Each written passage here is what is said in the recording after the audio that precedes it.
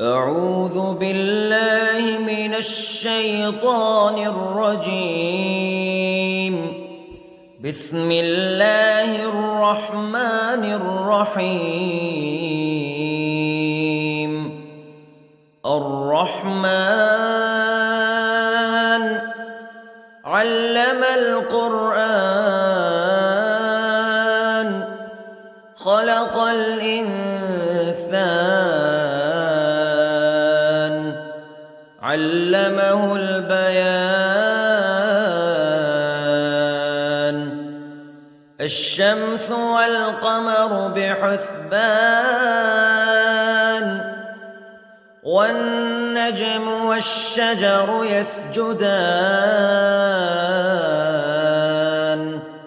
والسماء رفعها ووضع الميزان ألا تطغوا في الميزان وأقيموا الوزن بالقسط ولا تخسروا الميزان. والأرض وضعها للأنام فيها فاكهة والنخل ذات الأكمام والحب ذو العصف والريحان فبأي آلاء ربكما تكذبان. خلق الإنسان من صلصال كالفخار وخلق الجان من مارج من نار فبأي آلاء ربكما تكذبان. رب المشرقين ورب المغربين فبأي آلاء ربكما تكذبان. مرج البحرين يلتقيان بينهما برزخ لا يبغيان فبأي آلاء ربكما تكذبان. يخرج منهما اللؤلؤ والمرجان فبأي آلاء ربكما تكذبان. وله الجوار المنشآت في البحر كالأعلام فبأي آلاء ربكما تكذبان. كل من عليها فان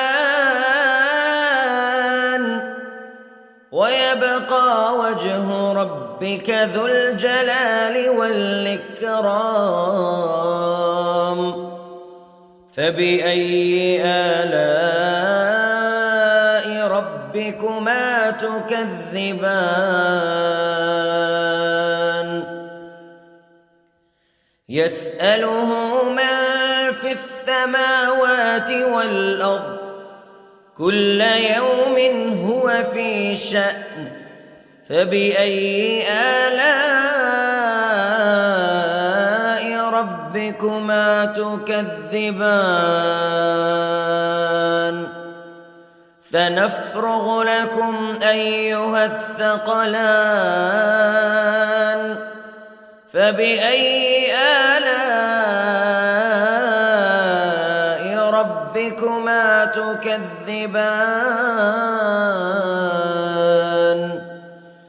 يا معشر الجن والإنس استطعتم أن تنفذوا من أقطار السماوات والأرض فانفذوا لا تنفذون إلا بسلطان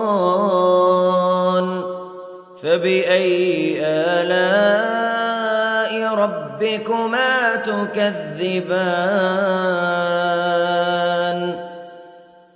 يرسل عليكما شواظ من نار ونحاس فلا تنتصران فبأي آلاء ربكما تكذبان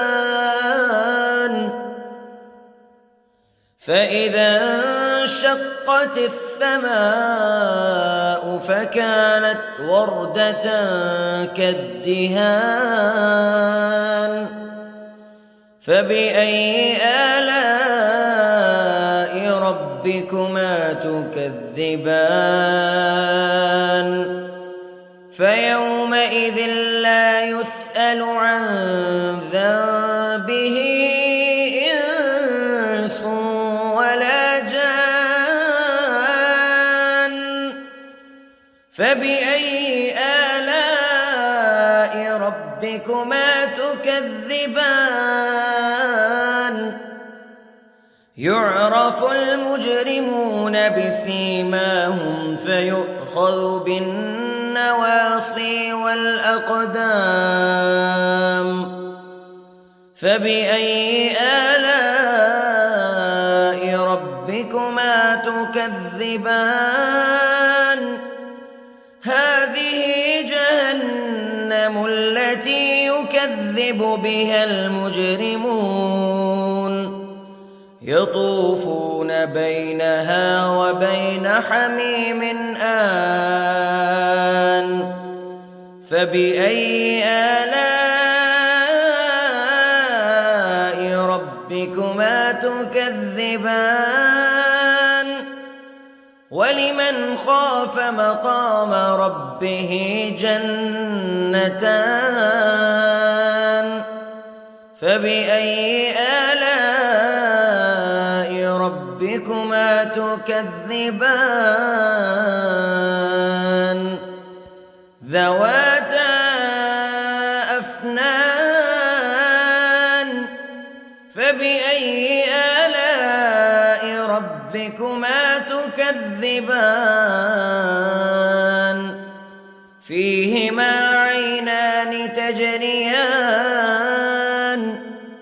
فبأي آلاء ربكما تكذبان فيهما من كل فاكهة زوجان فبأي آلاء ربكما تكذبان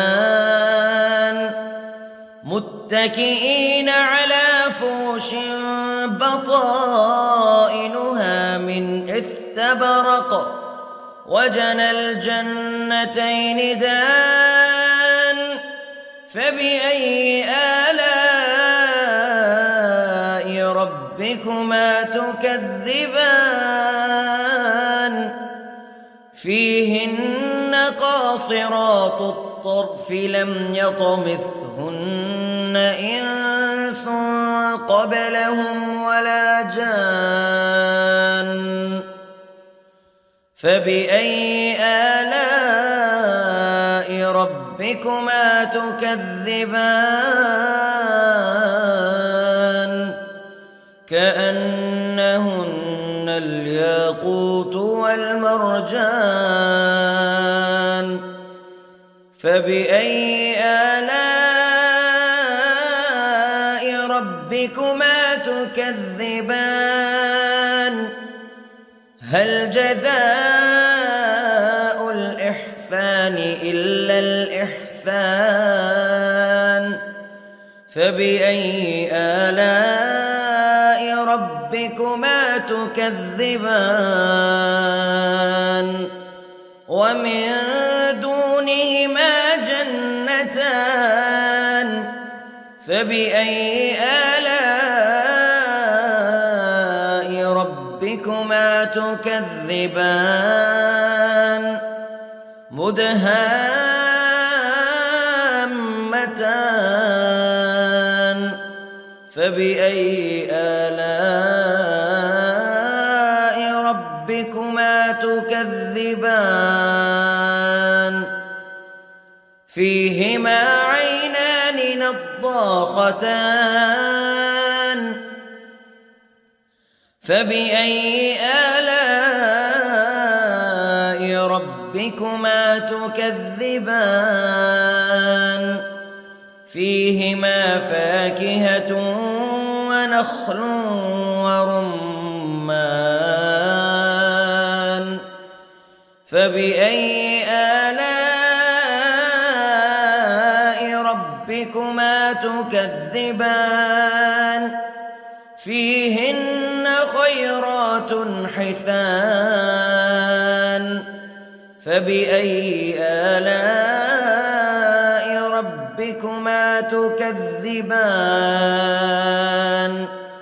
حور مقصورات في الخيام فبأي آلاء ربكما تكذبان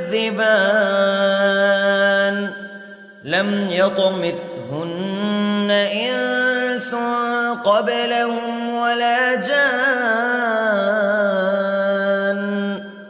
فبأي آلاء ربكما تكذبان متكئين على رفرف خضر وعبقري حسان فبأي آلاء ربكما تكذبان تبارك اسم ربك ذي الجلال والإكرام